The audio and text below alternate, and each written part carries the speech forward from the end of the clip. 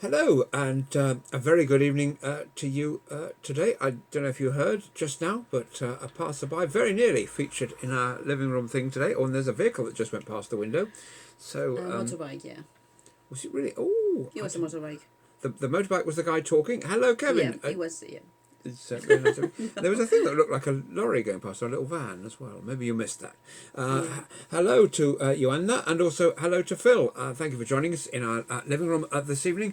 We're going to have a chat Hello, about Erin. this and that. It's our regular nightly get together, and it's Saturday night. So we're going to partay. We've got our what gin and tonic. There it is, It's just water. you're Oh, giving the game away. that reminds me on our first date when you came very, very knowledgeable as you wanted to drink H2O, I did. and I understood H You understood J2O. J2O. Yeah, and when I got you a J2O, which I had to drink because you don't drink sugary drinks. And yeah, Oops. and still here we are. Yay! Robin, hello. Thank you for joining us this evening. Also, Yesmond as well. It's good to have you with us in our little living room here as we chat about all the good stuff that's going down in between climbing up the walls because we don't like being stuck at home. Mm-hmm. Yeah, that. And we're going to put special studs in our walls so that we can actually climb up them more efficiently. Because if we fall off while climbing up the walls because of frustration about being stuck at home, there's no E&E to go to because we don't want to get the lurgy. Mm-hmm. How about that? Right, so let's kick off without delay. And the big news, of course, today, up until today, I don't think anybody knew who Piers Corbyn was, apart from his brother Jezza. But today, everybody knows who Piers Corbyn is, Jeremy Corbyn's brother, who was hauled away from Hyde Park today from a demonstration that said that coronavirus is just a figment of my imagination, and there's a lot of shouting going on and all that kind of thing at this demo, and people with placards, and the poor old police, come on, have got to police these guys without not getting infected by them. Yeah, that's right. There's a lot of controversy in terms of it is a hoax, it's being created.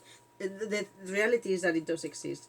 Whichever way it started, we don't know for true. But it is a disease that is lurking around, and the least we can do again and again is just to protect the soldiers out there in the form of the NHS and ourselves. There was a punk band back in the day called the Lurkers. I seem to remember. Kevin will probably know more about it than I do. But anyway, so yeah. I mean, I've known my friend. We were talking about this afternoon. I've known my friend Dr. Mike, who made a couple of videos with me about the sort of medical nature of this. And a very good evening, Sandra. Thanks for joining us in our living room.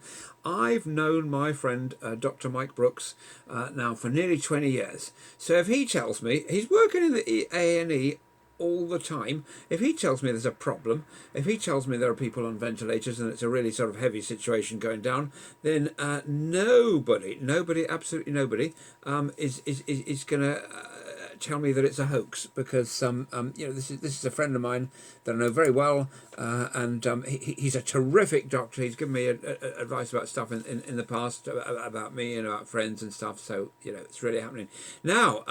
Kevin goes, "My, at Waterloo, Napoleon, will you surrender?" And you know what that's about.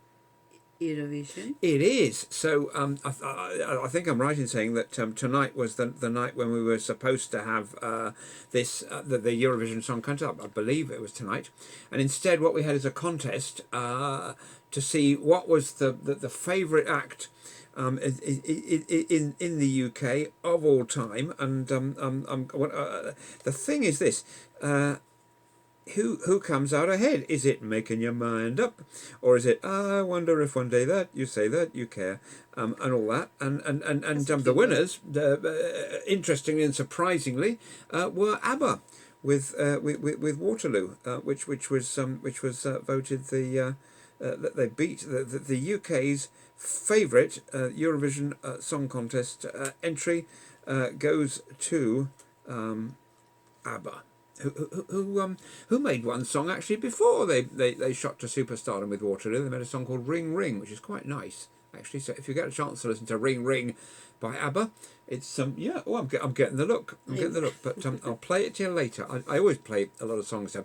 Colin, yes, thank you for joining us. You just joined us in the middle of some tittle tattle about Eurovision and the fact they couldn't run one tonight, but instead they just voted the best one. Now, personally speaking, of course, I agree with my friend Kevin, who said Lordi should have won the UK's favourite Eurovision song with Hard Rock Hallelujah, which was only entered as a joke. Interesting in the first instance, but it was just kind of such a cool thing and so different to anything that had ever come out before on Eurovision that it swept the board on that particular evening some years ago. So protesters was the thing. And yeah, we're always coming back to these Coronavision protests. Yes, there's always a balance to be struck between civil liberty and the government. The government are a bunch of chancers, and they will crack down on our civil liberties given half the chance. They will. So they always have to be held to account. But there's a bleeding pandemic going on at the moment, so give the guys a bit of a break, and in a year's time, hold them to account if they overstep the mark. I think am I being reasonable here? I think it makes sense. That's the thing. And a very good evening to you, Jonathan. Thank you for joining us tonight. So Kevin says Irma thinks that we're mad. I'm sure she does, and probably she's not the only one. But we've got a metal version, haven't we, of some of the ABBA songs, and maybe we'll play that on the rock show on Tuesday night. But we might not, because on the rock show? Can we play rock songs on the rock show? Yes, we can. That's why it's called the rock show. Yeah, we can play those. We can play the metal versions of ABBA. We wouldn't play the originals. We tried playing the metal version of not me, but one of our mates tried playing a metal version of one of the ABBA songs, aided and abetted by me at one of the Mexican parties recently. We got some cold looks from people who didn't really see the. Do you remember? They didn't really see the full kind of nuances of the old guitar riffs and things in the middle of the old ABBA classics. But we loved it briefly. I think we had to fade it out halfway through to avoid getting expelled, carried out, and So now, schools. Ooh. Gavin Williamson is talking out of his bum. Let's just say things the way they are. It's not fair on children that they can't start at the schools. Children are having a lovely time at home. So that's crap. The doctors have joined the teachers in saying that it's too early to restart the schools. So who the heck does he think he is, saying that we should start schools in June just as to reinfect everybody before the summer, so we can have a nice peak of the virus again in August? It's nonsense. And you can be sure that we don't keep our foot in our mouths and everything. When the government says something that's wrong, we say it. It's wrong. We're just starting to recover from this pandemic. That magic R number has been falling, but it hasn't quite fallen far enough. And if your car, right, is heading at 60 miles an hour towards a brick wall, and you take the foot off the accelerator pedal, it slows down a tad. But you have to kind of apply the brake a bit as well, really. And the idea is to stop before you hit the brick wall. So if you're still going at 40 miles an hour and you say, oh yeah, time to put our foot back on the gas, as they would say, our friends over the Atlantic, or the accelerator pedal, as we would say here, then you hit the brick wall anyway. And frankly, hitting a brick wall at 40 miles an hour or 60 is still gives you quite a headache, even when you've got a nice big thatch of hair here to sort of protect you. But so hello Sarah, thank you for joining us. And here's the thing about masks as well. If you've got FFP3 masks, yeah, and if you fit them all the way around, if you've got a beard, you have to take it off. I've kind of escaped from having to take off the beard at the moment, but it's still looming over me. For a week, yeah. Fingers crossed I won't have to do it anytime soon. Because Carol didn't join us last night. Since she was going to join us for the old scalping, so kind of gets me off the hook a bit, I think. Although, of course, Kevin's here and remembers when we pledged.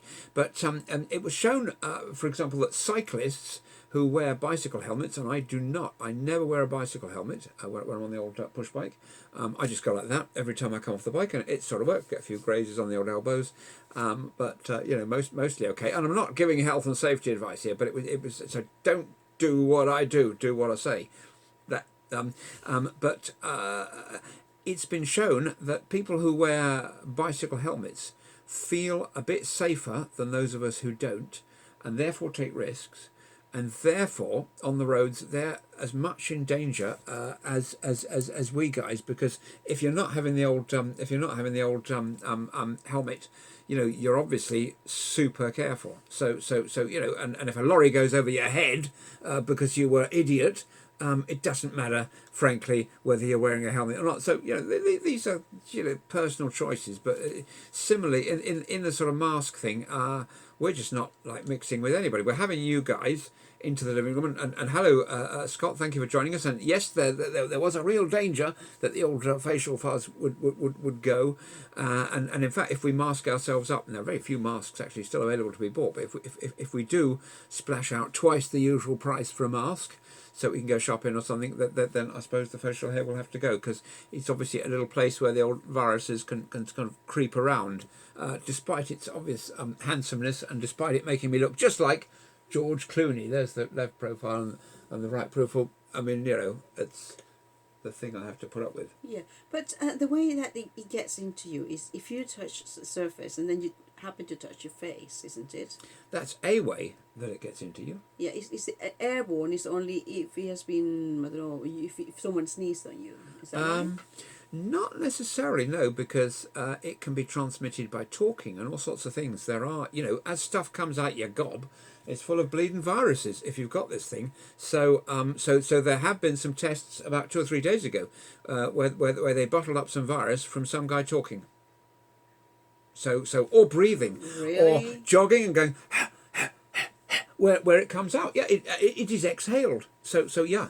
Indeed, and one article, but I think that was in the Red Tops. It said that you can break wind and pass it up. But that's just a silly. I'm sorry. Well, indeed, farting. Okay, if you to put it in the vernacular, but I was trying to be sort of subtle about this thing. Okay, you just get it going, but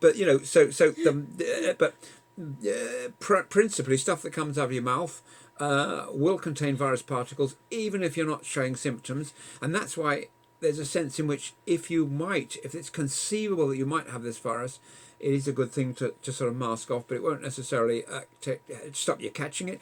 But if you're 1 metre away from somebody, that's the risk of catching it. If you go to 2 metres, it's 1/10 of that. And if you go to 3 metres, it's sort of off the bottom of the scale. So we stay about 5 metres away from folks and we go, "Hi there, nice day for it." What? And that's how we do things here, But everybody's reasonably sensible here, apart from the guy who pulled up in his car yesterday and asked me for a light, not realising A, that I don't smoke, B, that I'm vulnerable to this virus, and C, even if I did smoke and did have a lighter, there's no way I'm going to approach some geezer in his car to let him cough over me. And, That's a very weird question to ask. It was a strange request. It was a strange request. Yeah, because if you need a light, you have a lighter in your car. Well, obviously he didn't. It was quite a flashy car as well, but I don't know. Maybe the lighter was off for servicing at the garage, while he just took the rest of the motor for a spin. He probably just wanted to, I don't know, have a chat with you, and Possibly. that was his excuse. He might have wanted to offer me a repair service on my roof, which happens regularly. People are driving past and go, "Here, mate, do you know your roof's in trouble?" And I go, "No, I don't know anything about property. No, I didn't. Is it really?" And they go, "Yeah, the chimney's about to collapse and there are some tiles about to come down your head. I can fix it for you." And I go, "Maybe not today, another time." Because my dad got terribly scammed once by some guys who, big sort of burly guys who said, "We'll come and do your path around your house." They made a terrible job, but then they kind of looked a bit menacing. And my dad was like 80, and so if he hadn't paid them, they'd have probably nutted him or something. So he gave them the money, and that was disgraceful. And then they sort of disappeared. So when stuff like that happens, it's horrible. It's awful, awful, awful. Scott says, "Wow, he cycled the whole of the UK, John O'Groats to Land's End, and wore a hat every day on the ride." Was it one of those hats that has kind of, because there are hats that have sort of drinks in them, aren't they? I don't know if you've seen those, and they have sort of 2 drinks bottles and a sort of tube that comes down, and you can drink to keep yourself hydrated. I don't know if you've seen those, but I have seen. but Yes. yeah. I was asking Scott. Did you ever have one? Speaking addressing No. Irma? Oh, okay. Neither did I. I've only ever seen a photo. It's quite a cool idea, really. I think. But anyway. So so Gavin Williamson. Don't get me going about the health secretary and the hugely irresponsible thing of going against teachers' health and safety concerns, fearing for their own safety and that of their pupils, and going against all the doctors. So kind of that's a bit strange. It really is. And we do have, we have newspapers, we have news on the television, we have news on the radio, and so we have the internet. We have a lot of fake news on social media, but we also have proper news as well. So people, everybody with a child at school is going to be aware that the doctors have said it's bleeding stupid to send the children back to school. So the government should listen sometimes, really, in this age of mass communication. We don't live in the Middle Ages anymore with people in castles. And do you know, in medieval times, the amount of information that used to pop into your average person during their lifetime, somebody living in a little village like Market Deeping or something, or little Stebbings or whatever it might be called. There is a town called Stebbing, and I also had a teacher at school called Mr. Stebbings. He was a very ferocious chemistry teacher that scared the crap out of you, and all his students got A's because they were scared crapless by him. I wasn't one of his students, so I got a B in chemistry. Oh. He used to rigorously rigoritize these people. I know. And he used to drill them into the ground with what happens when you have that chemical, look at that chemical in the test tube, boosh, and they had to learn it all by rote and la la la. But my chemistry skills weren't much. And do not try this at home, okay? My first ever chemistry lesson from school was a charming fellow called Mr. Smith, who was much nicer than Mr. Stebbings, let's be honest, much more approachable, a real kind of bloke next door, matey kind of fella. And he came into the classroom and he had this big Perspex screen in front of him, great big screen, and he's wearing goggles and stuff. This was even before the days of health and safety. They probably wouldn't be allowed to do it in chemistry lessons now, where we have syllabuses that are dictated from on high. But anyway, so he took this this chemical, which was a drain cleaner. I think they use it as a drain cleaner, called potassium permanganate. He had a little bit of that, not a lot of that, in a little bowl like that, quite a thick bowl, the kind of bowl where you squash stuff up with a pestle and mortar. So it's a quite a thick bowl. Then he just pours a little bit of shall I say? Pours a little bit of this stuff on there, because we don't want you sort of creating incendiary things at home. So he pours a little bit of this liquid, again a very commonly available household chemical, and there are actually videos on YouTube of people doing this. So he pours a little bit of this viscous liquid onto this KMNO4, and we're all going, yeah, and what now? And he's going, just wait, be patient, guys. And because this was before YouTube and all that, we were reasonably patient back then, so we were able to wait 2 minutes. And then suddenly, whoosh! It was Guy Fawkes night. It was the 5th of November. Boosh! My goodness, it went off. And this whole thing kind of, it was like a little firework display with sparks and things, shooting 3 or 4 foot into the air. That's a meter for those of you who were born many years after me. And very good fun it was too. Sadly, it was a case of over-promise and under-deliver, because we never had a chemistry lesson like that again. And it was just, fiddling around with little test tubes. They did a remarkably dangerous thing in chemistry when I was a kid, because there was a thing called titration. I don't know if you do it anymore, but you had to sort of add one liquid to another liquid. And the way you do this is you have a long glass straw, and you have to suck some of this liquid up in the straw without swallowing any. And I was always very apprehensive about doing that. I bet in the days of health and safety they don't do that anymore, and nor in the days of health and safety do we have to, in the physics lab, because that was the chemistry lab, we used to have like barometers and things made out of mercury, with a big dish like that full of mercury and a big tubes there. Being boys will be boys, splish, splash, splosh. And then at the end of every lesson, the sort of the prefect or whatever, the head honcho boy, used to have to go round with this thing hoovering up all the mercury, which of course vaporizes the mercury, and then he'd tip it back in the jar.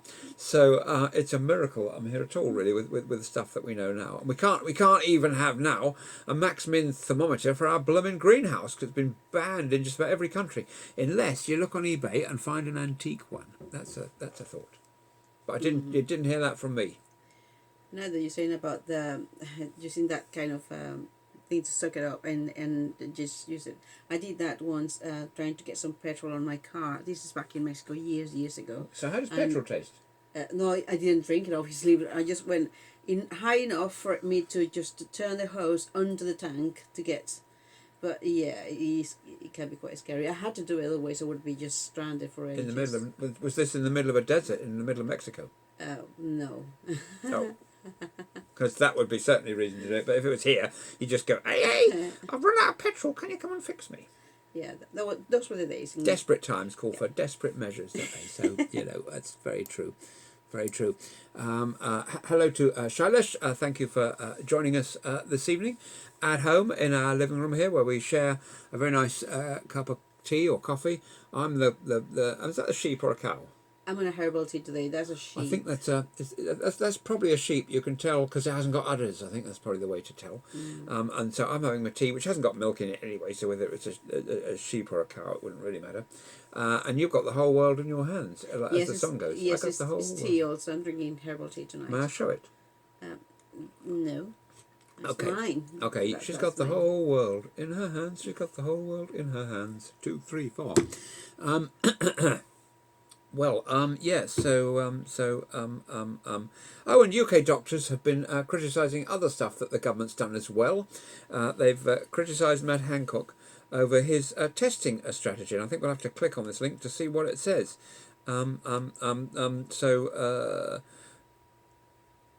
UK doctors criticise a free-for-all testing strategy. So you mean we've got a strategy here in the UK for testing? Kind of, yeah. It keeps changing. The government has been told that by scientists the correct way to do it.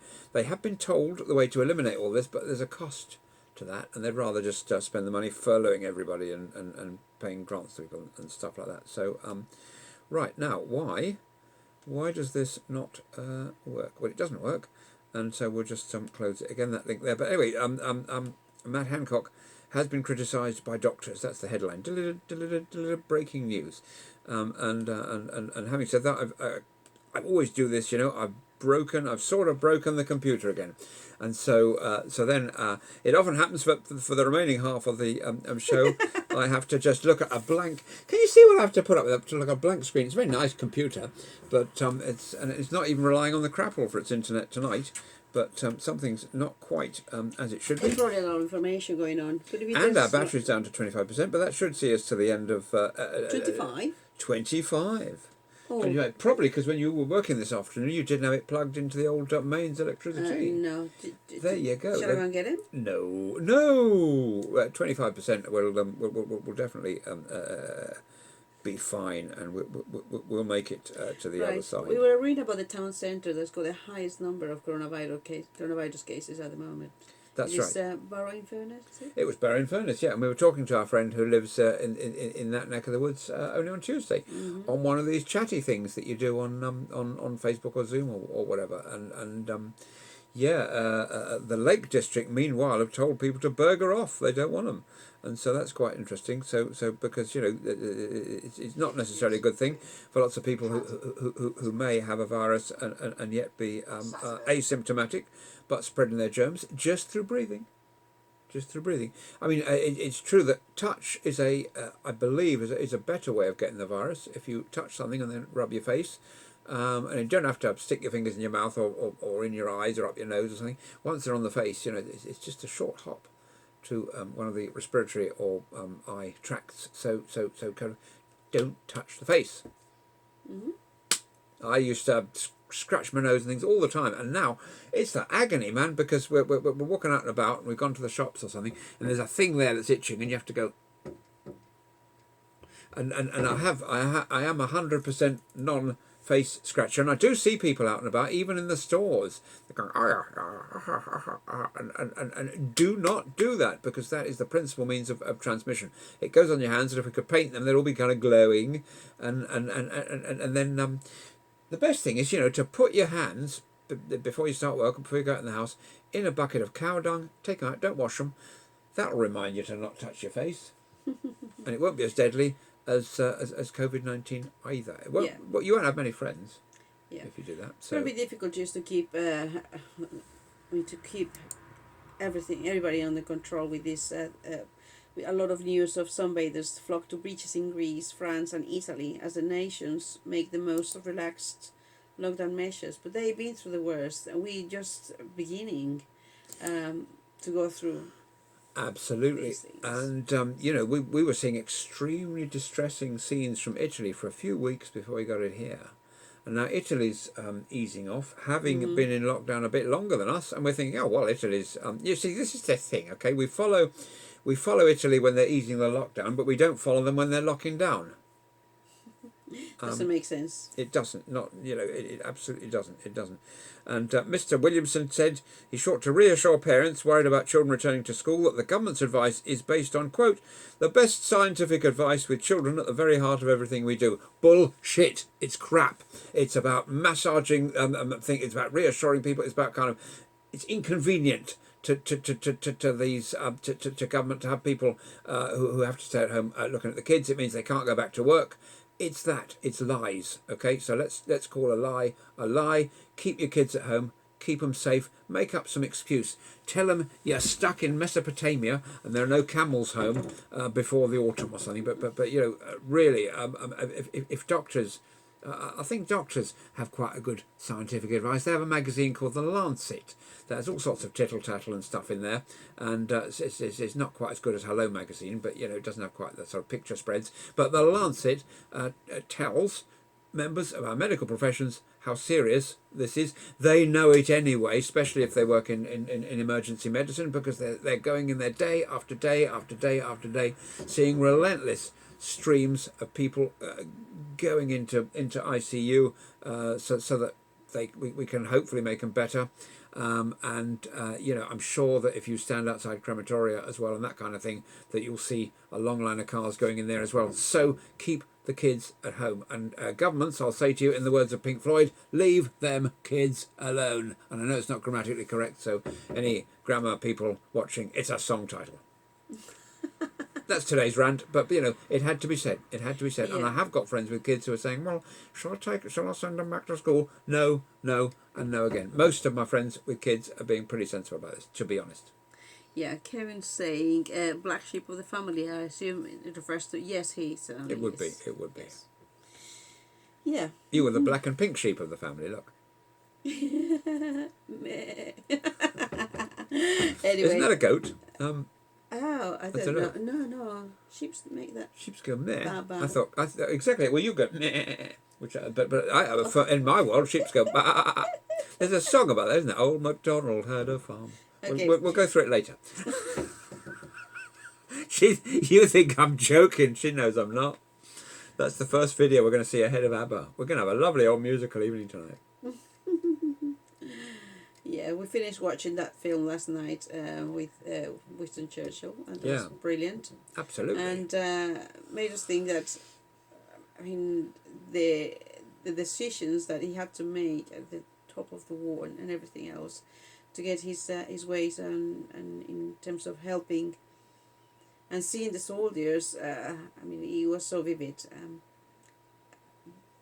The decisions are important for politicians, and in those days, the soldiers had to really make do with whatever they could. And Churchill was a kind of genuine guy. He was a bit of a kind of, shall we say, difficult fella.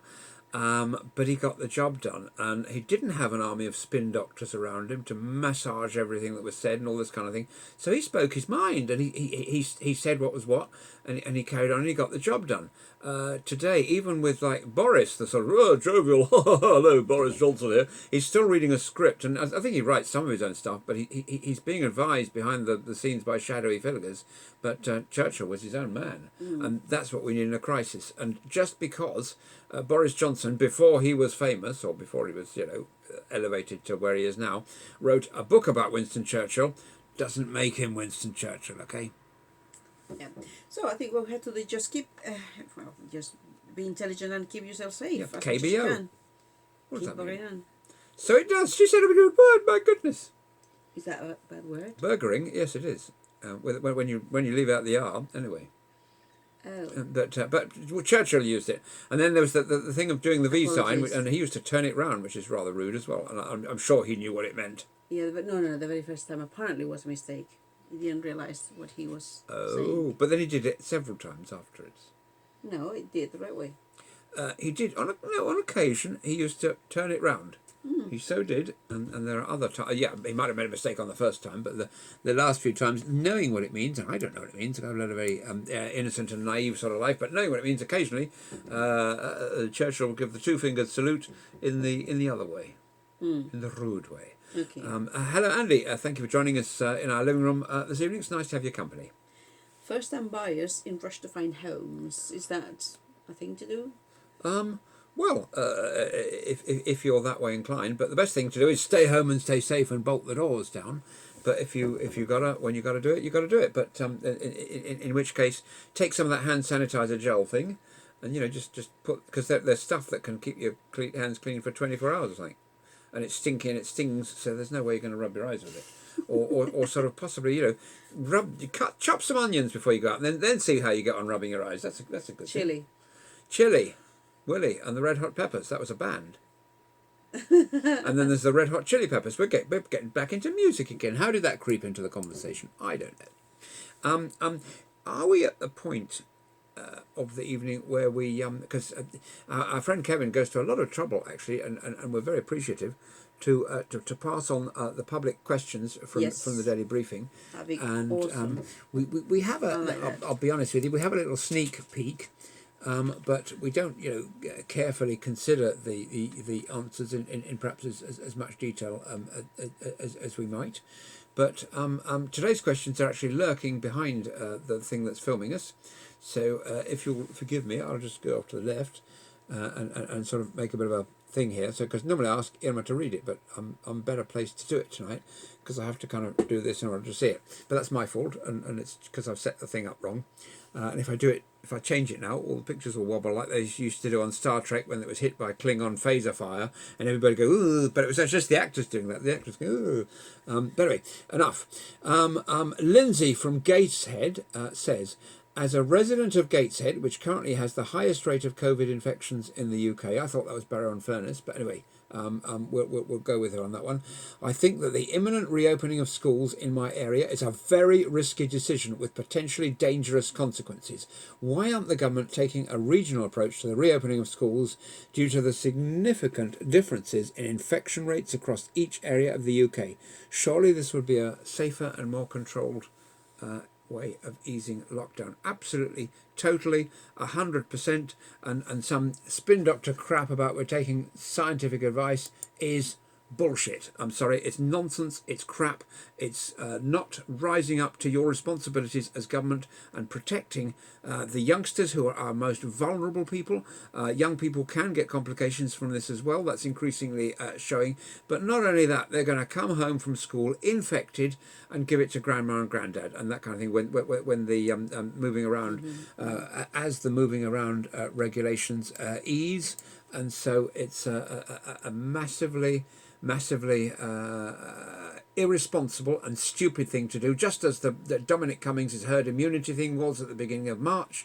That's caused thousands of unnecessary deaths. Get a grip on it, government. Do the right thing. You've got the scientific advisors. You're being told behind the scenes what they think. So really listen to them rather than have the spin doctors lie and say you're listening to them, and do the right thing and do it now. End of rant. But, I do get worked up about this, and I'm sorry, I haven't got any spin doctors. Question number 2. No, pause. Yeah. Because we will come on to question number 2, but observation number 1 from our friend Kevin here. We don't need no education is grammatically correct as it Incorrect. is grammatically Incorrect. So it is as it is a double negative. But leave them kids alone is just down to dialect, where the word those is replaced by them, so technically not incorrect. Yeah, I've got you. But also, if we're grammatically cleaning it up as well, it should be we don't need any education, shouldn't it? We don't need any education teacher. Leave those kids alone. Doesn't have quite the same ring to it, does it? Nope. There's a wonderful video of that actually, which if you've seen it, if you haven't seen it, immediately, not immediately because you're with us in the living room, so that would be impolite, unless you've got a second device that you can kind of scroll through. But after this, have a look at Another Brick in the Wall by Pink Floyd with those wonderful, wonderful, iconic graphics. Good one. Yeah. Oh, yeah. I was just reading this little drop of wisdom from Dr. Wayne Dyer. And he's saying that don't evaluate your life in terms of achievements, trivial or monumental, along the way instead.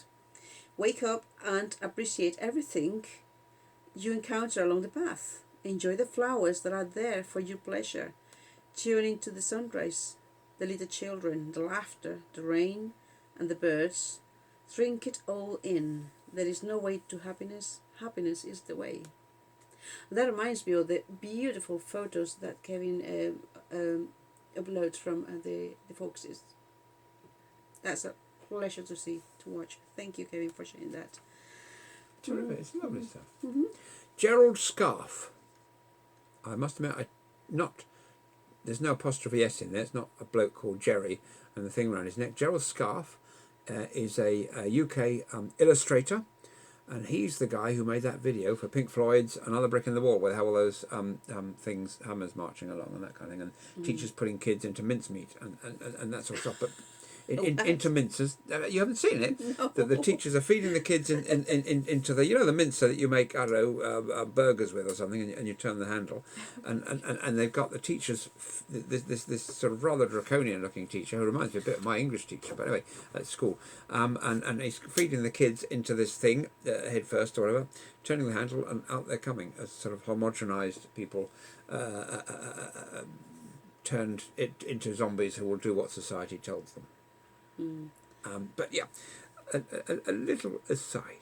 Shall we go on to a question 2 then? So so Scott says he agrees. It's about the journey and not the destination. That's correct. Yep. And my friend George, my late mentor, he used to say, life is a quest, not a journey, which implies. Which is not to contradict Scott, but what I'm saying is that even more than a journey, it's to actually add to what to what Scott said, that even more than a journey, it's a quest, so that along the way we are we're making discoveries, and we're enhancing the experience both for ourselves and for those around us. So yes, a destination no, journey yes, quest. Sort of enhanced journey. It is definitely a journey, and you're talking about music and everything, and I know music is your passion, and more so rock. I know that all kinds of music. I'm pretty much the same. I like music of all kinds, so long it's enjoyable. Whichever mood I want to feel, I just play that music. So long it's not depressive, I don't do that. So we were talking about Tomorrow Never Knows. Oh yes, that song by the Beatles. George Harrison, and it's also Lennon McCartney. But it's Tomorrow Never Knows. That's the song that I had not listened. However, on looking at the video, it portrays several races, several backgrounds, ethnicities, and everybody enjoying to the music according to their traditions, in which they paint their faces, they dance, and everything else. So music is a way to really get in touch with yourself. So when David was talking about the journey, the life is about the journey and not the destination. It is true. It is a journey to know yourself, to really become attuned to the specifics that makes you. And the best way to find out is by going out there, exploring, not precisely out there, but within your mind. And so by watching these videos, you can see the dancers in trance, enjoying themselves, enjoying the those beautiful chemicals that we produce when listening to music, when dancing, when being in touch with our inner core. So that makes me think that as a race, we always want more. We want to find out more about ourselves. So music is a way of expressing. Art is another way of expressing. Music is art. And I came, this thought is, what is within you cannot hide. What is without the within you can transform. Everything is about energy and evolving and transmuting all this beautiful energy we have inside into something creative along the journey. I agree, and we always try and do a poem, don't we, during this, and often it'll be poems that people will submit. But I thought it'd be nice this evening to actually talk about the Beatles song "Tomorrow Never Knows." It was it was a very early departure from their sort of pop-tastic origins, because it was on the album Revolver, which was probably the first sign that they were going to go off in a different direction to previously. This was 1966, in August of 1966, and I think that was about the time. Kevin will be able to correct me on this, but I think that was about the time they stopped touring. Was their last ever live gig the one at Shea Stadium? I'm not sure. I don't know the specifics of that, because I'm not including the one they did on the roof where they played Get Back and all that kind of thing, but the last sort of official concert, not sure. Can't look it up because I'm reading stuff, but if Kevin can fill me in on the factual aspects of what I just said. But I'd just like to read to you, if I may. Will that be all right? Tomorrow Never Knows by the Beatles. Turn off your mind, relax, and float downstream. It is not dying. It is not dying. Lay down all thoughts. Surrender to the void. It is shining. It is shining. Yet you may see the meaning of within. It is being. It is being. That love is all, and love is everyone. It is knowing. It is knowing. That ignorance and hate may mourn the dead. It is believing. It is believing. But listen to the colour of your dreams. It is not living. It is not living. Or play the game. Existence to the end of the beginning of the beginning of the beginning. That's fabulous. Very powerful fabulous stuff. track. And when you get to watch it with the actual video, it gives you the it's becoming the observer of your life, the observer of your own actions, and the observer of the goodness within you to share. So hello, Sharon, who often surprises us with our sort of poem of the day. So we did it was principally, it was, like all the Beatles songs, it was credited to Lennon McCartney, principally written by John Lennon, that one, but one of my favourites, and it's a beautiful song as well. Wow. So Kevin tells me the Beatles' final, and thank you so much for this, the Beatles' final concert took place on the 29th of August 1966 at Candlestick Park in San Francisco, California. So it was kind of, roughly speaking, at about the same time that Revolver came out, a few weeks later, because Revolver came out on the 5th of August that year. And it was Revolver was recorded. The Beatles' highly influential album Revolver was recorded in just 3 days, the time it takes 20 people to produce one Rihanna song nowadays, with just 4 guys. The 6th, the 7th, and the 22nd of April '66, released on the 5th of August '66, some 23 days before the Beatles did their final live concert. David, thank you for joining us at home this evening, and obviously thank you to Sharon, because I've been talking to you. Right, back to where we were. We were talking about the questions that the public asked the folks on the podium today, but I got a bit carried away, and I got so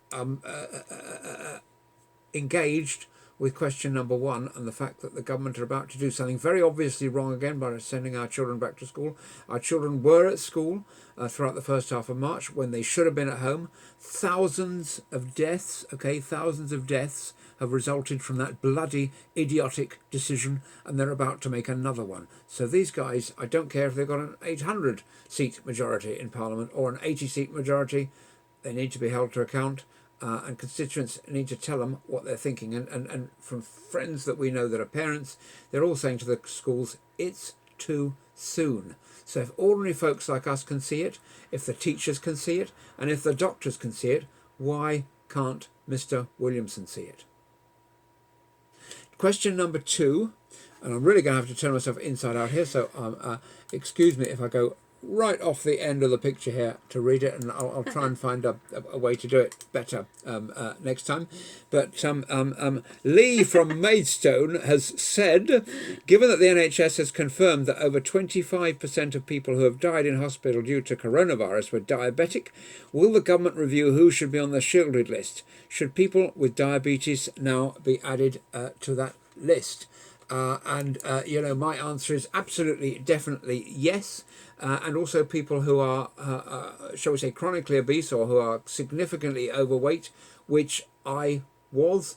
I was 92 kilos. I'm 68 and a half, or Irma would say 69 kilos now. In terms of that one, I think I'm off the hook. But we need to look very carefully now. There are enough people who've been infected with it. There are enough people who've been very seriously ill with it. There are enough people who've died with this now to run through the numbers and look at it and draw up more precise guidelines of who is at risk and who isn't. And I think this should be actioned without delay. And I think ministers, rather than go on Andrew Marr tomorrow, which is a great show, admittedly, should roll up their sleeves and get something done by Monday. Okay. Yeah, I think what it needs to do is overweight is an issue in terms of of being more prone to the consequences of having the coronavirus.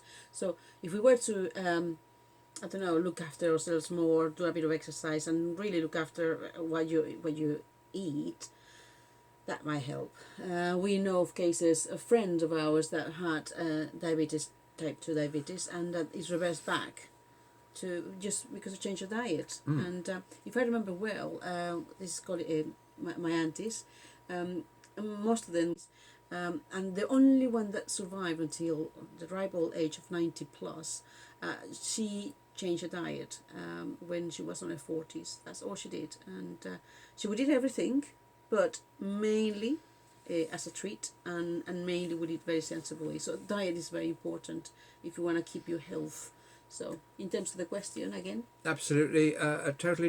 Hello, Adam, thank you for joining us. And also, hello, Lisa. Now, Adam, who's known me for an awfully long time and is a splendid fella, will know that I'm not a grumpy old ranter. So, when I lean into the camera and talk about something idiotic the government's done, which you can't do if you're in the mainstream media, obviously, I mean it. And they need to sort themselves out. And if enough social media people do it, they listen. Like in mid-March, everybody was saying on social media, including me, you are insane not to be locking down. And eventually they listened and they heeded the advice. All the newspapers of today have been reporting that only a bunch of lunatics would reopen the schools at the moment, and my words, not theirs. And so perhaps the message will get through over the weekend that they shouldn't open the schools just yet a while. Eric, a very good evening to my very good friend Eric, listening or watching in Slovakia. Eric says, wear face masks so you don't give the virus to others. Works here. It's very good advice. Slovakia has handled this very, very sensibly. I think it's one of the. I think I'll be right, and Eric, you have to correct me on this. I think that Slovakia is one of the places that's handling it the best in Europe. Please sort of confirm that if that is the case. Goodbye, Sharon. Hope to see you again. Sharon said she read a book called 1971, the year that the music industry changed. which it kind of did, because there was David Bowie coming in with his glam and all that kind of thing, and it was a sort of sea change. The music industry does change from time to time, because then at the other end of the 70s, punk came in, and that kind of changed things around a bit as well. And so the middle of the 70s was all, and I'd like to know where you got the notion to rock the boat, don't rock the boat, baby. And Is that you know, punk? no, that's the Hughes Corporation with a bit of and I think that was one of the records that was made by an engineer. I could be wrong. Kind of in his days off, and then became a hit. You know, with collecting up bits of old tape from the floor that were used off from other sessions and getting together with his mates. I think that was one of those. There were certainly a few big hits in mid 1970s that were put together by kind of engineers in the downtime in the studios, with engineers with sort of a creative bent, shall we say. So that number one in Europe, says Eric, which is absolutely fantastic news, absolutely to be applauded. My friend Eric was always a very sensible fellow. He talks a lot of common sense, and he's at a radio station called RTI, which has also got an internet presence on Facebook and things. Please post the link below there, Eric. If you don't, I will when we go off. But do please post it, because Eric talks a lot of common sense. He's on the old radio every week, and it's also broadcast with pictures and things here on Facebook. It's a terrific show. He got a lady in doing We'll Meet Again long before Dame Vera did it in the current times, and he also talks a great deal of sense on his show. It's a superb thing, and Eric and I have been mates as well, going back an awfully long time. Not quite as long as me and Adam, but certainly going back several decades, and he's been involved in a lot of exciting projects. And it's the 20th anniversary. Well, I've got you listening, Eric. It's the 20th anniversary of Total Rock, and they're asking people to make little clips of what they remember about the station. I had an email the other day which went in my spam folder, so I only got until the 31st of I was going to say July, 31st of May to do this, but they're asking for people's recollections. Okay. Kevin says, and you know, it's always good to see both sides of it, and thank you, Kevin, for helping me to be a bit more balanced and sort of calming it down a bit, because I do go off on one sometimes, don't I? In defence of the government, schools are not due to open until we reach step 2, which is not until June the 1st at the earliest. Do you mean June the 1st or July the 1st? I'm not entirely sure, but June the 1st. Okay. It's still only a week away, but let's see how the numbers pan out. Because see, my take on this virus, and Kevin and I are co-writers of the best spreadsheet in the world for coronavirus, because it's not 100% accurate. It doesn't use supercomputers like the government's one, but it does sort of reflect the way things are going up and down and changing and everything, and it does present it. I mean, I just had a column of numbers, and I sent this over to Kevin. He put some wonderful graphs on the front, which I don't know how to do. Graphs, yeah. I don't know how to do that, you see. And now we can really see the way the trends are swinging. Lessons, please. I know. We need to have because particularly I don't know how to edit graphs, you see. So I'll have to get Kevin to do me a thing, because I'm looking at Kevin's graphs and I'm thinking it'd be nice to have a line that does that on there, but haven't got a clue how to do it. So, but Kevin's graphs are great, and they do present in a very real and tangible way what's going on with the old virus, which you don't get from looking at the day's headlines, because all you get is virus total shoots up to bleh, or virus total plummets to bleh, but you have to look at it in the big context of the big picture and everything, which obviously, I mean, governments are the people who've got it, and sort of researchers, and there's some interesting research coming out of Cambridge at the moment on the spread of the virus and things, and numbers, and they're a bit at odds with the government's one. I mean, you know, who knows at the moment, because we're very early days with this thing, and so you know, one academic's view is going to be different perhaps to another's. Yeah, what it needs to happen now is that the government needs to take the reins in terms of calming the social unrest that is happening. How, that's the question. My suggestion and my personal opinion would be to conscientize the people and let them know that it's about respect of everybody's rights. Everybody just use the human rights as there's no mañana, and they don't even know what it means when they're saying it. But what is for true is that we all have a right to live despite of anybody or whatever is thinking, and respect. So we had a Mexican president, Benito Juarez. Basically, the translation goes more or less like this: the respect to someone else's right is peace.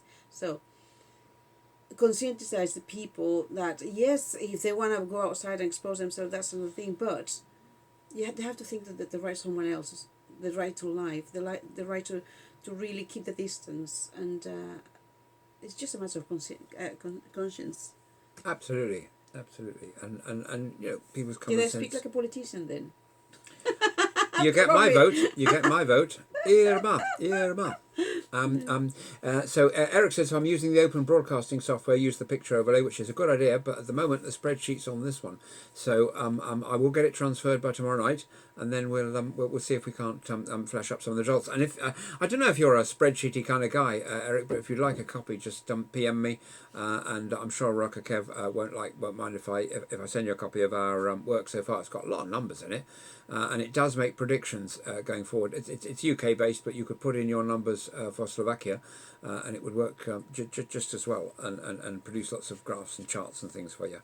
So here's the local newspaper here in Cambridge. They've got a very nice picture. So this is how I do overlays at the moment. This is a picture of some fella in a canoe paddling down the old river there, I guess he's allowed to do that at the moment. And about a week after his Borisness's announcements on what we can do, what we can't do, and 12 tweets from government to clarify what it was that he meant, and everybody walking around with blank expressions, there's a bit of clarity.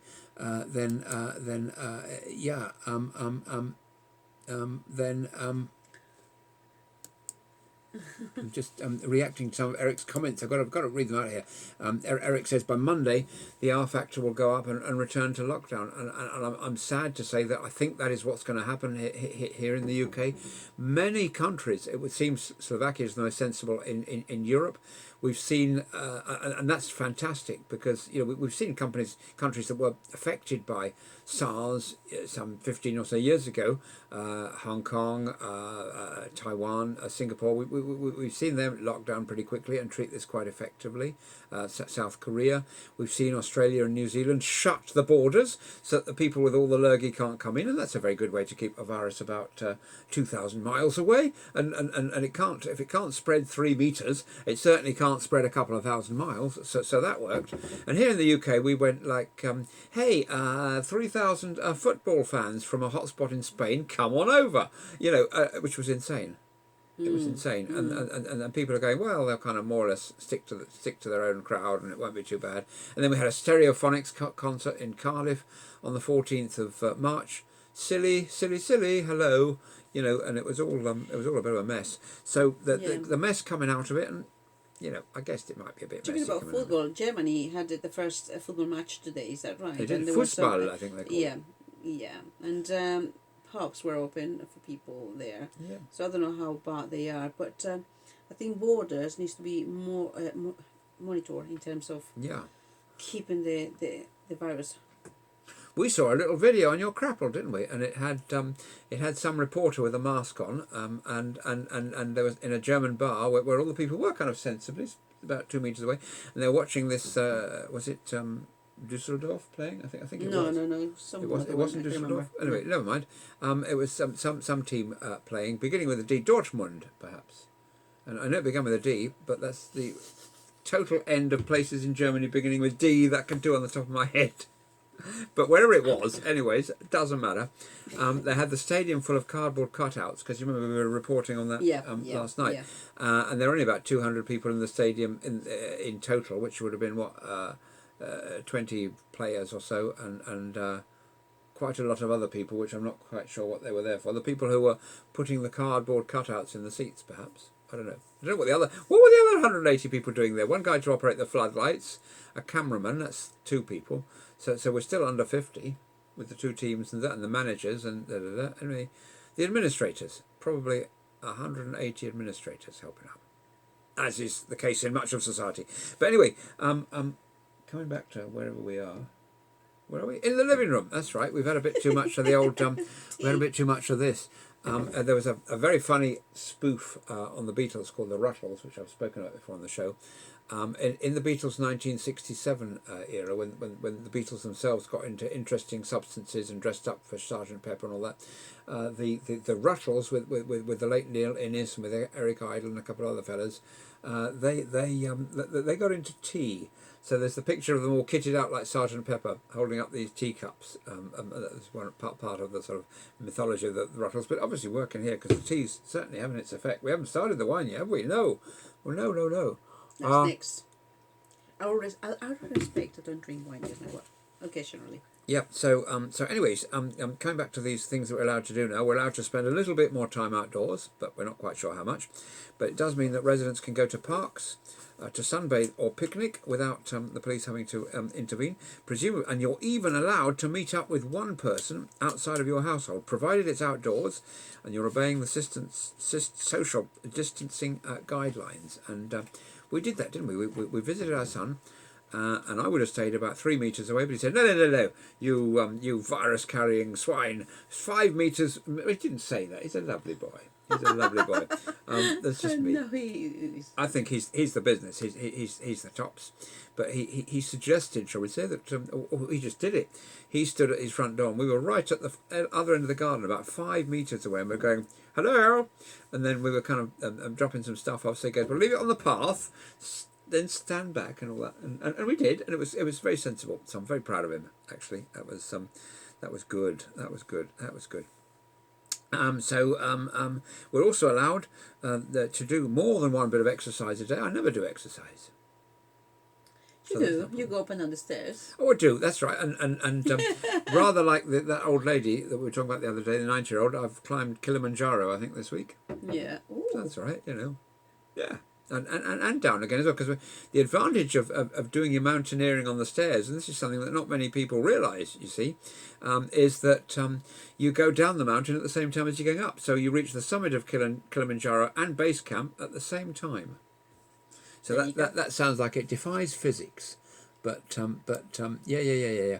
Eric also says spitting and coughing is not respectful. It's not respectful at any time, but when there are people who spit and cough deliberately at medics or at the police or that kind of thing, I would lock them up. Frankly, it's a disgrace. And Eric tells us that.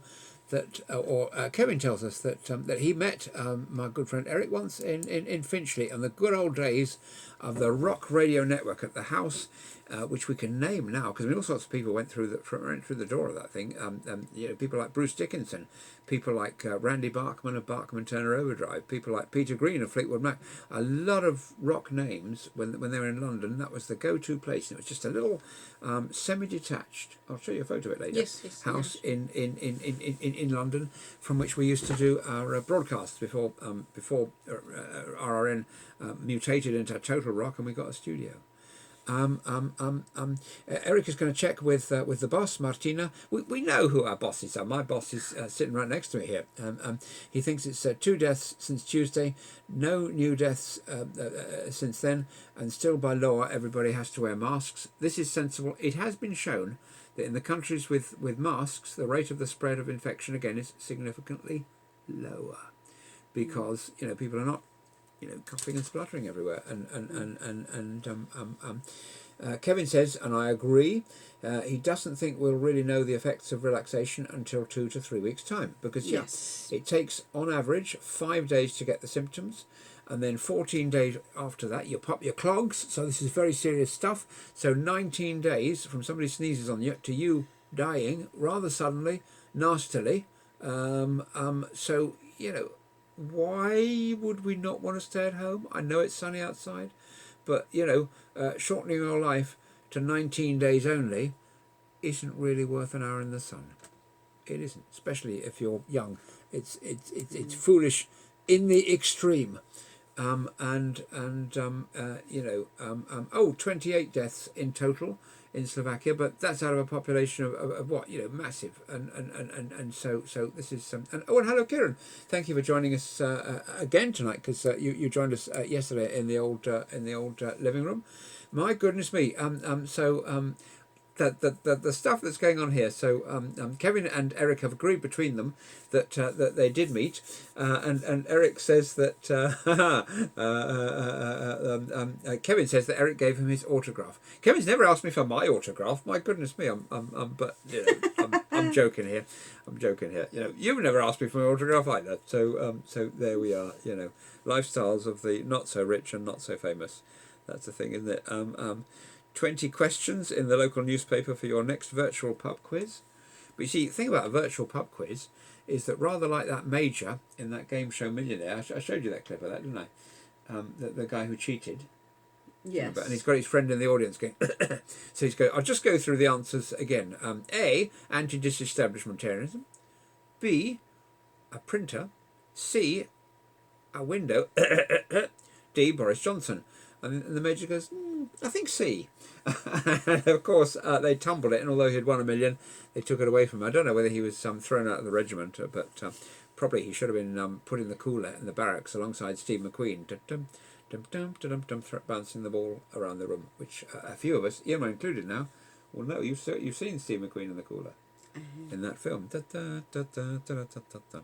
So, yeah. Well, moving on. Coronavirus test result waits undermines confidence. So how long do we have to wait for these tests? For tests? Yeah. I think it's 24 hours. I think. Well, it's longer than that. So the government has said that 95% of tests are processed in less than 48 hours, so that means 47.5 hours, probably being the median or something. And this is the chairman of the Royal College of GPs, and he's told Matt Hancock to pull his finger out. So everybody's giving the government a little bit of gentle encouragement to do their jobs and not go to Chequers for a week of golf or something in the middle of a crisis, and turn up for the Cobra meetings and all that kind of stuff, and pull their fingers out and remember that they may have gone to public schools, which are in the UK, if you're watching from outside the UK, public schools are not public at all, they're private schools, but they may have gone to these elitist schools and everything, but right now this is a virus that doesn't show any favouritisms and everything, and so they're as vulnerable as we are, and so they have a responsibility to themselves and their children and their elderly relatives and us to get a grip on this finally and do the right thing. But as Kevin says, they have got some benchmarks now, which is a good thing. But it's taken them 12 weeks to do it. But anyway, grump. How a coronavirus is driving a revolution in travel. This looks like a BBC article. And it looks like some guy scooting around town on a forklift truck or something, isn't it? Isn't that a guy? Oh, he does, yeah. Scooting around town. So I wouldn't mind that. I would have preferred Rocker Kev's tricycle, which was a wonderful thing. It was a not the kind of tricycle that a kid has in the playground. This was a motor tricycle, and I remember being very privileged to take a ride on Rocker Kev's trike once along the beachfront at Hastings in the day when you could go out and about and meet friends and such like. It's a Harley Davidson kind of trike. Well, funnily enough, it looked a bit like that, but all the guys on the Harleys were assembled on the beachfront. When we went through on the trike, and the trike at the back had an oil drum on the back with a Volkswagen Beetle engine inside. So as trikes go, it was a pretty powerful thing. And Kevin's revving up the old thing, and all these rockers, their jaws dropped. The kind of the guys on their Harleys as we went past. That was a very memorable experience, and thank you so much. And I think on that basis, I'm going to have to get Kevin's autograph next time we meet. But you know, yeah, Kevin agrees with me. As I discussed yesterday, and this wasn't me, this was a top epidemiologist said that the way forward is mass testing. Test everybody once a week. The labs have the capacity to do that, and how can the Eric says, how can the government speed up the medical services retesting? Spend a bit more money on it, maybe. I don't think that the tests themselves, and some of these tests now, some of the antibody tests, we're kind of heading towards some instant tests now, but they're more expensive. So that's the thing. But it doesn't matter how long the test takes if you don't test anybody. And the key to it, I think, is test everybody. And okay, if it takes 48 hours, okay, we'll concede that point. But if it takes 48 hours, if we're not testing everybody, it takes effectively forever. And we're just saying, well, you know, we'll test people whose birthday is on the 29th of February or something. It seems a bit arbitrary. It seems a bit penny pinching. And if countries much smaller than ours, with much smaller GDPs, like, you know, South Korea, were able to roll out enormous amounts of testing very, very quickly, I think the question needs to be asked: why weren't we? What was the hold up? What was the problem? Same with the PPA. What was the hold up with all the masks and everything? And small firms that there was, well, allegedly there's a cartel of people, and I don't know whether this is true or not, but I heard that there might be a cartel of people who supply the NHS, sort of closed shop. I do know that other people who were manufacturers of PPE, who contacted the Department of Health and offered to supply them 10,000 masks or something. We're going, and then what do? The government sends a plane over to Turkey to wait about 3 days, collect a consignment of stuff, and then when it gets here, it's faulty. Come on. And one of the big newspapers, I think it was the Daily Mail, ran a campaign where they were buying PPE and bringing it into the country. Various millionaires have been buying, I think Weatherspoon, that fella, Tim Weatherspoon did it, I think, as well, brought some stuff into the country. And you know, when private individuals and organisations are having to do this, this is a big kind of a failure. So It's a big conversation going on there. Eric says, my trike, I didn't know you had a trike. Eric, what a man of mystery you are. And he says he's got a VW Boxer engine in the back and a Triumph front end. How absolutely awesome. Can we, Eric, have a photo of this at some point? That would be just superb. I'd love to see that. Wow. And all this time I never realised it's got a 1300cc engine. My dad had an actual VW Beetle. That was only a 1200cc engine. So Eric's trike has got more oomph in it than my dad's car. And my dad had his car from, I think he bought it in 1964, a VW Beetle, and he kept it right up until he gave up driving when he was in his 80s. And one thing he did about the year 2000 or something, he found some other bloke who also had a 1964 VW Beetle, but it had been kept in a garage, so it was in mint condition, and like where the sills used to rust and that kind of thing on the old ones, it was good to go. And so my dad traded in his old one for this guy's almost brand new 1964 car, and then was driving around in that. And the only thing I noticed was a different registration number. But ain't that a story? And you know, it was nice. Sort of mini rant. It was nice back then, before we had planned obsolescence, when you could buy a car and it would last you 40 years, and that was better for the planet too. And you could always get the car makers making other stuff, the manufacturers and the factories, but it had been less profit for the bosses, you see, which is, I guess, why they didn't do it. The TV chef Rick Stein is doing a charity walk in Australia, where they don't have viruses, which is quite good. I mean, they do have viruses per se, but they don't have this one. What? Is it really eradicated in Australia? It's to all intents and purposes. I mean, the entire state that has Canberra in it, and I'm not going to name the state because I don't know what it is, but I do know Canberra is the capital, hasn't had a single case this week. So that's pretty good stuff. That's good.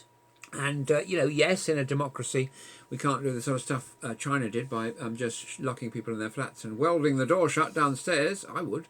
But anyway, I would. You know, and well, I tell you, I sealed our letterbox, didn't I? So I'm a bit loopy in that sense. But you know, and I screwed on the wall outside one of those letterboxes, an external mailbox, so our postman friend can stick it in there now, and then I can go and very tenderly open the box, and I can actually sploosh open the letters outside, and not a single virus particle gets into the house. I still wash my hands afterwards though, 30 seconds. No alcohol gels. I was thinking about it to say, you don't need alcohol gels because they'll just destroy your skin, and they won't. You don't need evaporates. You don't need my skin. I don't want my skin to evaporate. Ugh, I'll be all blood and guts. The actual alcohol is just instant, and that's it. Oh, but it doesn't evaporate the virus particles, does it? That's the thing. It doesn't. Soap and water, okay. And antibacterial soap is no good either, because last time I checked, the coronavirus was a virus. The clue is in the name, the second half part of the name. And yet all the stores cleared of stuff, and they were rationing it. They've stopped rationing butter and cheese in a local supermarket, which is great, because I get through a heck of a lot of that. I do. And the last time I went in there, it didn't say maximum 3 per customer. So I was kind of building it up slowly, but going in there, buying 3, going in there, buying another 3. Sausage is chocker now with cheese and butter again. And to anybody who says I shouldn't eat that, crap. Here I am, healthy. And our great-grandparents ate lots of butter and cheese when they were ploughing the fields and, pulling the horse along when it's a bit tired and all that. You just sort of yoke it up and pull it across over your shoulder. And so that exercise, that physical exercise, it's sitting at the desks and everything that gives us cancer and heart disease and all that kind of thing, and not getting enough exercise, in my humble view. Oh, and also, what do you call it, glyphosates. They're in a certain well-known weed killer, and now in a lot of foods, including a certain breakfast cereal, starting in Cheery, which apparently has about 5 or 6 times the amount of glyphosates that is the maximum recommended intake for children. But anyway, in the US, they're not allowed to label it on the packet. This is dangerous because the corporations have hired some expensive lawyers, and they've granted themselves a kind of in the US Constitution. You've got freedom of speech. You've also got the freedom to be quiet, the freedom to not say anything, like you'd have if the police haul you into the nick for doing something. But the corporations have decided that it applies to them. And with some of the judiciary over there being in the corporations' pockets, the judiciary have gone away with it, which have gone along with it, which is a bit scandalous. And members of the House of Representatives and whatever who get generous campaign donations haven't said that's not a good thing to do, which is wrong. In democracy, it should be the people. Demos, the people, kratos, rule. Going back to my days of doing Greek for a week or 2 at school, so that's what it should be, not corporatocracy or whatever it's called. But it should be. Well, okay, it's a made-up word, but it should be what it is. Oh wow! So Canberra is in New South Wales, and Eric has sent me a picture on Messenger of his trike, and some a little video of it, which is fantastic. Thank you, sir. We're not going to stay on much longer on this broadcast now because I'm all excited. Can you see I'm excited? I really want to see this. Fabulous. Now, with your permission, Eric, I'd like to share this with Kevin as well, if that's okay with you, because I know Kevin would like to see this, and I don't know if Kevin's got a picture of the old trike that I could share with Eric, because that would be kind of quite nice, really, to spread the love in that way. So Kevin says, bar of soap, liquid soap or washing up liquid breaks down the lipid and literally washes it away, which is fabulous. Now, I know on the TV ads it said, hands that do dishes are as soft as can be with mild green, name of product, because we're not a sponsored show here. But I think, is washing up liquid a bit harsher on the hands than the old soap? Yes, it is. It is harsh because it decreases the little layer that we have to protect. So, if you do use that very strong, like washing of liquid on your hands, always apply something moisturizer to protect your skin, because if you do have a crack, not only the virus but you're prone to get any other kind of infection. Oh dear, no, an infected crack is just not a good thing. Let me tell you, you have to put all sorts of cream on it. Yeah. Anyway, enough of that. Enough of that. Enough of that. I'm a devil. How does she put up with me? Come on, tell me. Oh, Eric says he's done it already. That is absolutely wonderful. What a top man. What a top man. Thank you, sir. That's very, very much appreciated. And, what a fun time you're having there in Slovakia. Do you know, looking out my window, what do I see? Do I see the green grass of home? Do I see the white cliffs of Dover? I see a bleeding car park, And not only that, and not many people know this, but they're going to you can't knock down a car park, can you? But they're going to build a multi-storey car park in the middle of that car park and then put offices in the rest of it. So the view from my window is going to go even further down. Is it going to happen? Well, it won't happen for the next few weeks. But, there's a Facebook group I joined with millions of people in it called The View from My Window. And it was, you were allowed to post one photo during lockdown of what the view from your window likes. Well, the room from my window is an empty car park, but I thought, well, it's in Cambridge, that's a famous place. So I submitted this for the consideration of the mods, and after a week I just deleted it because they never put it on. So everybody else has got like the Matterhorn or Table Mountain looking out the window, the Atlantic Ocean or something, and so I put a picture of my car park, but the powers that be didn't feel that it was worthy of consideration by the millions. So there you go. How is the new letterbox holding up? Says Kevin. Oh yeah, Eric, I'll send you in return for your splendid pictures of your trike. I'll send you a picture of my new letterbox, which is magnificent. It's doing a great job. So as not to destroy the old letterbox, I took the old letterbox off carefully because I got a what do you call it? A sort of aluminium sort of door, one of those, you know. So I extracted the letterbox from either side, went down to our local DIY centre, which rhymes with P's and Q's.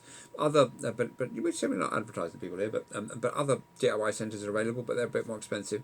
And so I bought a letterbox at the front and a big steel plate to go at the back and some bolts, and I just drilled through the door, and that's why I wasn't able to do a live video on Tuesday, because I was still doing this about 5 minutes before I was going on the air with the rock show, and it's now bolted together. And I put a little notice on the door for the postman saying please use the box, but before I even put the notice up, he had already worked it out, so it was all right. But he's got a nice notice now saying, Mr. Postman, please wait a minute, Mr. Postman, and with an arrow going up there to where the box is.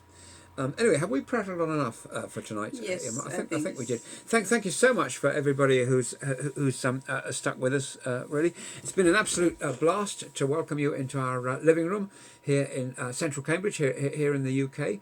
We'll be on tomorrow night. We seem to have sort of, even though we came to an agreement earlier in the week where no way, not a snowball's chance in hell would we ever go on after, what was it, 7 p.m. UK time. We're still going on between 9 and 10 UK time, and yeah, it is what it is, and it's all my fault, because Emma goes, "Are you ready yet?" And I'm going, "Yeah, almost," when actually I'm not, and you know. But anyway, we traditionally end with an inspired thought from Irma. And she's got this terrific book of inspired thoughts and lots of bookmarks in there and post-it notes and things, getting us to open at the right place. So what do you got for us? So, wherever you happen to know as God, it says, when God asks, do you give your life purpose? What will you say? And that's a thought for you to work out. It's a terrific thought, because we all need, and actually, yeah, just a little thought, we might need another thought, is that I've noticed that my friend Eric recently on Facebook, and if you're not friends with Eric, do please friend request him, because he's a lovely fellow. And I've noticed that a lot of Eric's Facebook posts recently have been a lot more kind of thoughtful, because we're normally sort of, you know, radio guys, well, hey, you know, boom boom, and Eric is doing some absolutely marvellous posts at the moment, really thought-provoking, and they kind of stop you in your tracks, because you're scrolling along Facebook, and then you think like, whoa, and so thank you, Eric, and do please keep that up. And the last one, but not this, is that gather ye rosebuds while ye may. Old time is still a flying, and this same flower that smiles today, tomorrow will be dying. And do you know what's just happened? Austin has just joined us. A guy who's been a friend of yours for a while, and a friend of mine since yesterday. So we can't quite go yet. We'll have to say a quick hello to Austin. How's the good old motor? Is it the lawnmower? Yeah. So Austin and his folks are celebrating lockdown with this amazing ride-on lawnmower. And my dad used to have a kind of little one when I was a kid, but this one they've got is like the Rolls Royce of lawnmowers, driving around their sort of big garden and having an amazing time, and trying not to run over the dog and the cats. Yeah. So and finally, as they say, life itself is the proper binge. It is. It is. That is a showstopper. That's it for tonight. Thank you, everybody, for joining us. Hope you'll be able to join us again tomorrow night. Tomorrow night early on, I'm doing a video with my friends Piotr and Jay, which I'll have to remind them of, because we're doing those fortnightly, so that they're more difficult to remember. And then it'll probably be about the same time as tonight. We'll be on. Yeah. Are you sure you're not going to ditch me tomorrow? Am I sure I'm going to bridge you? What? Ditch. Ditch you? No, I'm not going to ditch you or bridge you. Feel a bit louder. Nothing. Anyway, we'll be back tomorrow. I have no idea what she said, but I'll have to rewind it and turn the volume up. Thank you so much for your company. Take care, especially if you live in Slovakia this evening. Stay safe. You don't need me to tell you that. If you live in Slovakia, it sounds like a very safe country. Look after yourselves, and we'll see you at the same time tomorrow. Thank you, and a very, very, very good night. Bye now.